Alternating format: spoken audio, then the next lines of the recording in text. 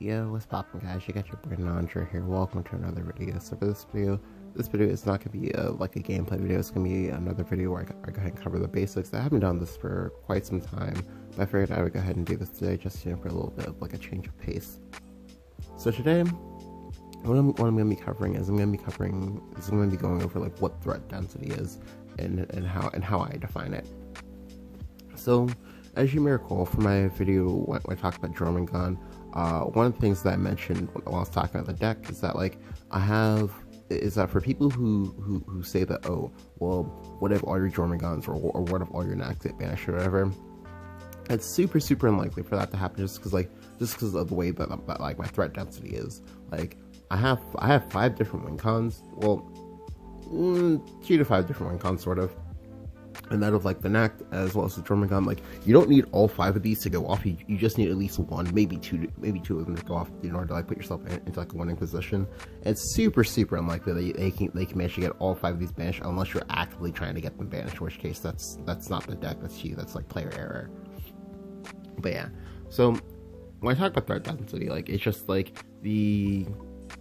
how exactly is it they have like your threats in a deck? Like for example, for Ramp Dragon has a lot of like very high toll threat density, and that, like, say for example using this list as an example, as you can see. Okay, so as you can see, like this one, like it uses a lot of like tall top end, and that like you have the 2 Israfil, the 3 Bahamut, the 2 Zeus, the Queen, and then like the Ozzy Haka. Like, however, it can also go wide a little bit too, but generally you're really gonna be focusing more so on the tall aspect. For example, of a deck that aims to go wide as their version of that density, we'll go ahead and look at Mid Shadow. The 2 Mystic cards are Underworld, Ruler, Aisha. I don't own any copies of them at the moment, so yeah. As you can see for this one, like it focuses more so on tokens as opposed to like individual units. Like the only like individual units that they play are just like the Thane, which in itself isn't even an individual unit because it brings along two buddies for the ride. The Awhile, who is more of like a tech choice more so than anything else, and then the Ector, who again, like I said, it brings along dudes for the ride. Like it's very like I said, like it's why like why AoEs don't like work on mid-share, just because like again, like their threat density on the whole being wide thing, like that's super important because like at some point like they're going to bog you down, you're going to run out of like enough clears in order to deal with their board, and you're going to lose that game. Like you have to like kind of like it's why like think about Metro, you have to kind of like clear their board and try to push an advantage at the same time, but it's very difficult for a lot of people to like understand that, so they kind of just get like bogged down and then they kind of like lose the game. Example of a deck that goes wide and goes tall at the same time would be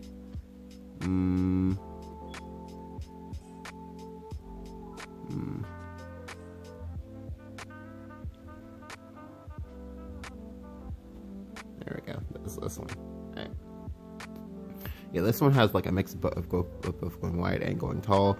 What I mean by that is that like in the early game you'll want to be going wide as possible in order to like facilitate PDK stuff.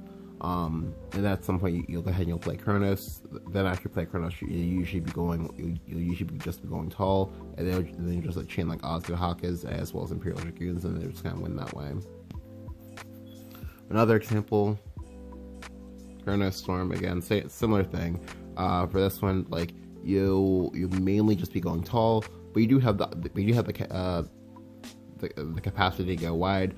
This is why I like Zernisha, just because Zernisha, she is a different dimension to Dragon, and that like you're now like you do have some capability of going wide if you need to, and just being able to like to turn the corner a lot faster and a much different direction than you could ordinarily.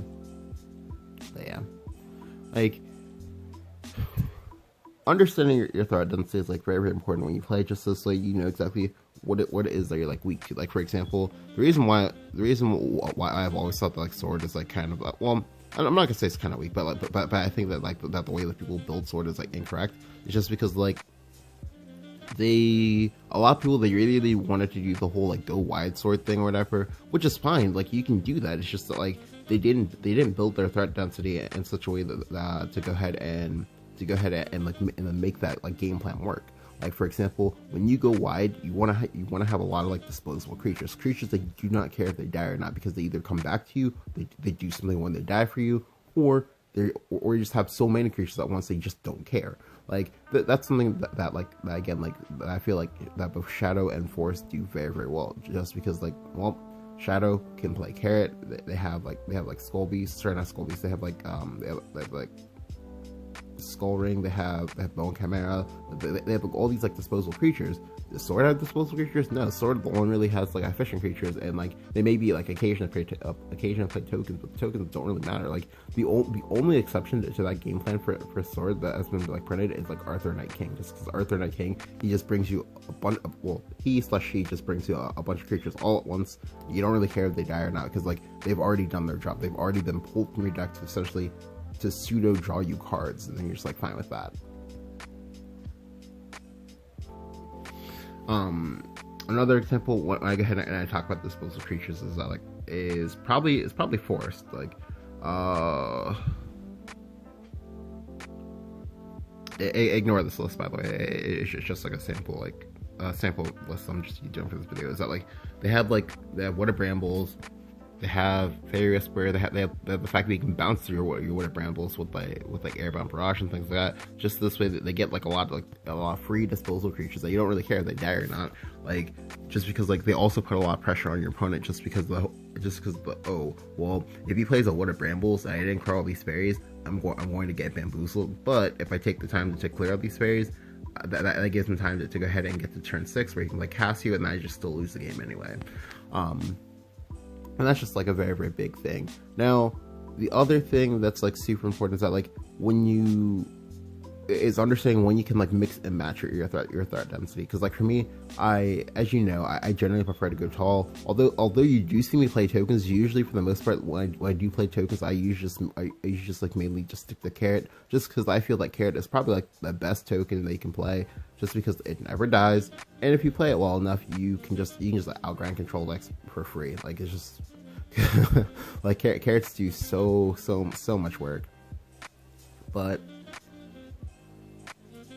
yeah, as an example, like there's like this list, like you could go ahead and like play like 2 carrots or whatever, like just because carrots they just always give you something to do when you have like free mana.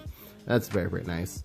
For the most part in Shadowverse, like going wide is usually preferred to going tall, just because like when you go tall, unless you have like a lot of AoE, so basically unless you're like playing for like say Dragon or whatever, you can kind of get bogged down by the fact that, well, your opponent has more attackers than you have blockers or defenders or anything like that. So it's very, very important to just like, you know, kind of figure out exactly what it is you want to do when you like build your like threat density. Like, so for example, if you're going tall, you want to have a lot of like single target clears, just because if you're going wide, you can go ahead and just because if you're going wide, you can always go ahead and you can always like outnumber your opponent. So as long as you kind of like, you know, take down the one creature that they have, you'll always be ahead on board and you'll always be able to win. Whereas if you're going tall, you want to have a lot of AoE in order to like, you know, clear the mobs all at once to allow your big dudes to go face. So generally you want to, you know, kind of have like the inverse of whatever it is that you don't have. But yeah, hopefully this like clears up the whole threat density thing for you guys. I know this was like a little bit of a shorter video, but definitely hope you enjoyed it. If you did enjoy the video, go and leave a like. Go ahead and subscribe, and if you haven't, let me know what you think about threat density. When you go ahead and you deck build, like, is there a particular style you like? If so, you know, let me know down in the comments. Thank you guys for watching. I'll catch you guys next time.